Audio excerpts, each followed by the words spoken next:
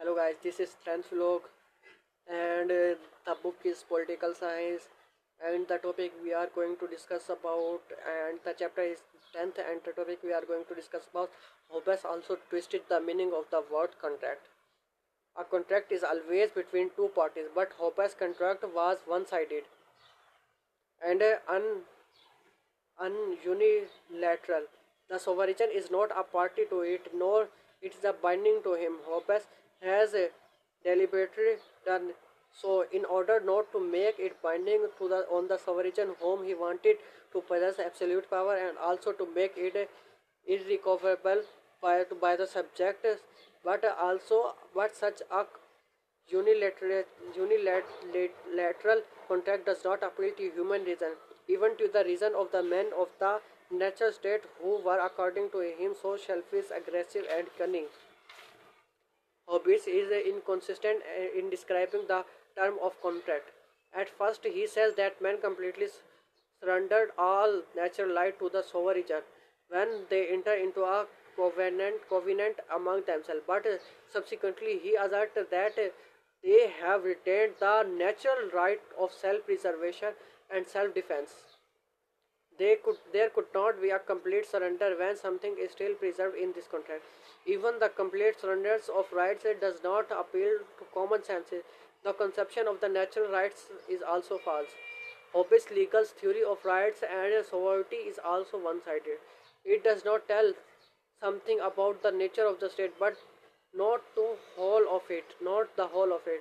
It tells us that rights must be recognized by the state, but it does not inform us why and when they should receive such recognition. It tells us what rights have been granted by the state in the past, but does not enlighten us as that what rights must be granted in the future. Hobbes further said that the law is a command of the sovereign, but all this does not explain the real nature of law. Law are really made by the people and not by the sovereign. They are merely they are merely nature of law. Law are really made by the people and not by the sovereign. They are merely formulated by him. The source of law is the people and not sovereign. The embody they will of the people and not the will of the sovereign. Nevertheless, the juristic theory of sovereign rights and laws had enabled Hobbes to make the sovereign power absolute, which has indeed the real purpose of his theory and social contract. John Locke, 1623 to 1704. John Locke, another English philosopher, expounded his social contract theory in his book Two Treatise on Civil Government as a defendant of the constitutional monarchy which the Glorious Revolution of 1688 has established in England. Locke on the state of nature. Locke does not paint a dismal picture of the state of nature. It was not a Hobbes held a state of war and misery. On the contrary, it was, as Locke says, one of the peace. God will mutual assistance or preservation. Man enjoy freedom and equality in it. Each lived according to his own liking. Unlike Hobbes' natural man, Locke's man in the state of nature was not selfish and aggressive, but social and sympathetic. His attitude towards his fellow man was the reason and justice. Natural freedom was not license and justice. Under his law, writes Locke, and of which reason of the interpreter equality is the fundamental fact in man's relation and to another. Moreover, man possesses natural rights in the state of nature based on the law of nature. These rights may be summoned up under the three heads, namely life, liberty, and property. Reason which is at that law teaches that all mankind who will but consult it that begin all equal and independent. No one out to harm another in his life has liberty or possessions. Here again, Locke differs from Hobbes, according to whom the law of nature was one of the self-preservation. This shows Early that Loki's state of the nature was the pre-political condition of human life and not pre-social, not pre-social as that of Hobbes. Although the state of nature was a conditioner of peace and reason, yet the few inconvenience were experienced in it. Convenience in it were experienced. It is there were the three numbers. There were in three numbers. The law of nature was not defined clearly because the interest as well as the intelligence of each man differed from each other, and each interpreted the law of nature as he liked. There were no competent, impartial, and now judges and interrupt the law. There was no common authority to enforce it. That was the reason why one a dispute begin in the state of nature if it could not be put an end. So although the state of nature was not a state of perpetual war as with hobbies, it was however full of fear and continual danger, and man's enjoyment of natural rights was very insecure. This necessitated the situation of civil society or state in order to remove the inconvenience of insecurities of the state of nature. The context, although Loki did Locke, Loki did not state Locke did not state it explicitly, yet the impliedly said that there were two contracts. The first contract established the political society or state, and the other the government. According to Locke, each individual finding the state of nature intolerable, owing the he is owing his its a convenience emerged to by into a contract. He agreed but the all other individual to give up his natural rights of executing the law of nature, punishing offenses against it, but he did not give up his natural rights as Hobbes asserted. Moreover, the natural right was given to the man or assembly of men, as Hobbes said, but the community as a whole.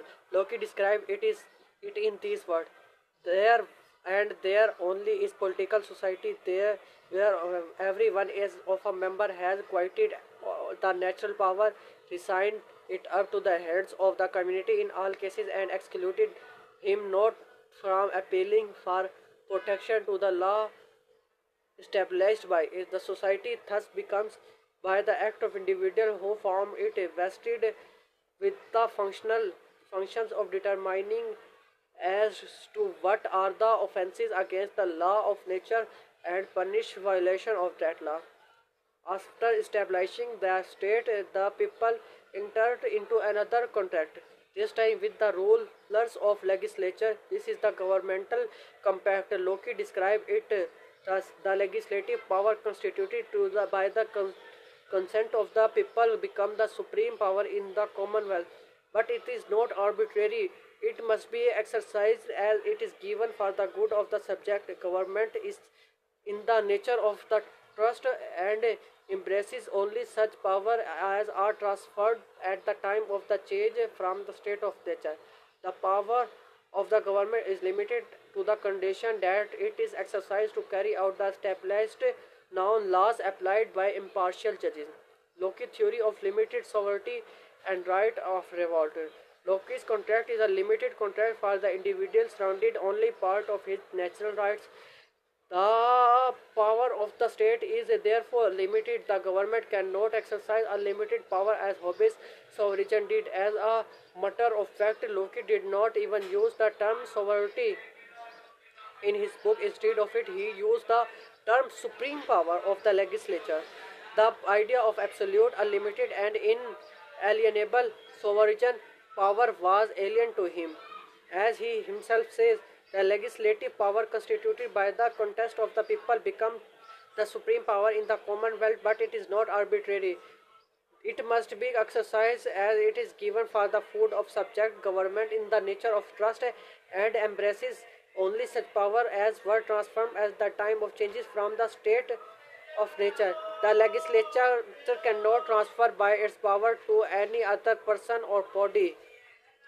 It is but a delegated power from the people who alone can dispose it or no, or us. So behind the supreme legislature stand the people or community of a financial embodiment of power.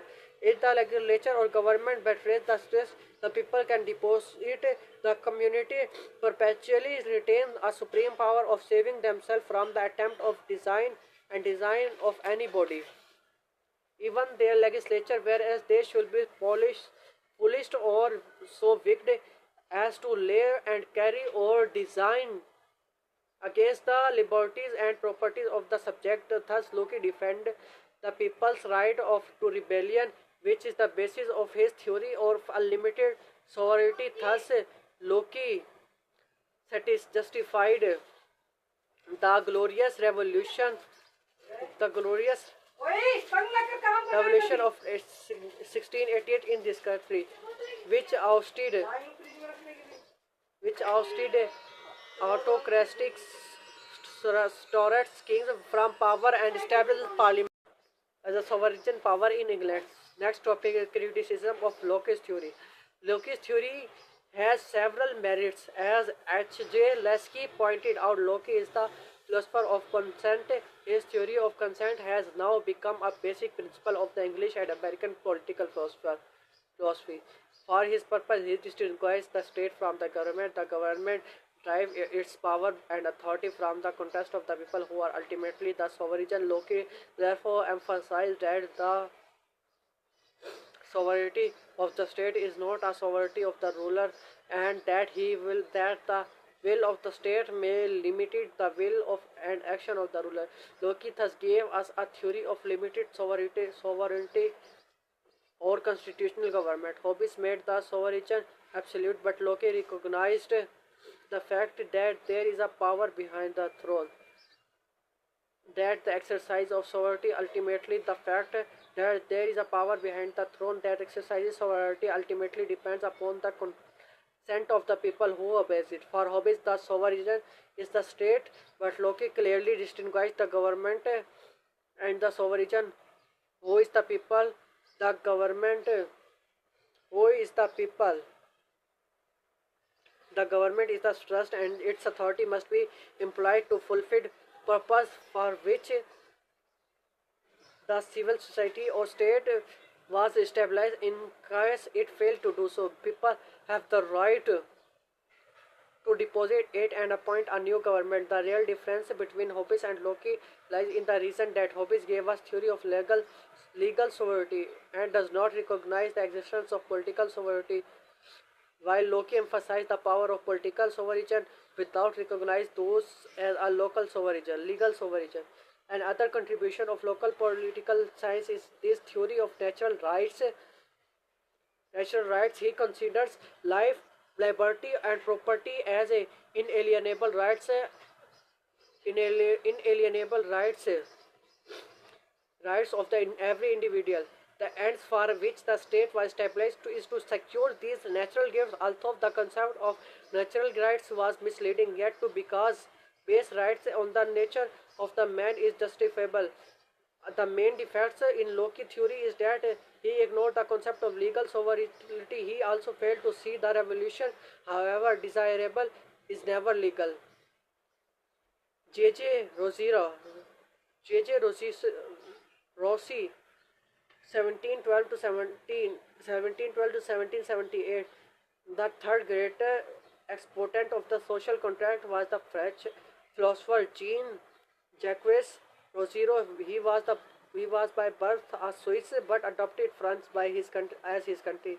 He lived in the pre-revolutionary 18th century France, then ruled by the Apostolist Bourbon kings. Unlike his two English predecessors, Hobbes and Locke, Rousseau has no political action in grind, no rebellion in condemn, and no revolution in condemn. But while the political philosophies of the Englishmen did not bear much fruit in future, Rousseau's writing inspired the Great French Revolution 1789. He presented his theory in two books, namely A Dinosaur on the Origin of Inequality and Social Contract, 1762.